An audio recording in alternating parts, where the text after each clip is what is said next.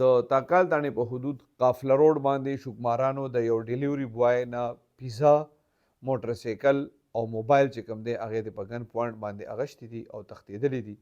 دې حوالې سره چې تاکال تاڼه کې اف ای آر درج شوی دی دا الیاس خان دی. دی وایي دی په موټر سایکل باندې پیزا ډیلیوري کوي. دی وایي چېرې دته یو اډر میلاو شوی او د هغه اوړو کله چې قافله روډ ته رسېدلی دی نو بل موټر سایکل باندې درې شوکماران راغلي دي چې هغې څادرې اچولې وې او تماچې ورسره وې.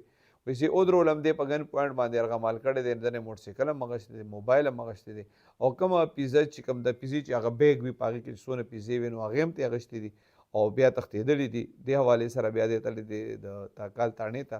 تاکال تاڼې پولیس د نامعلومو رهزنانو خلاف اف ای آر درج کړی دی او د هغې تلاش چې کوم دی هغې شروع کړی دی.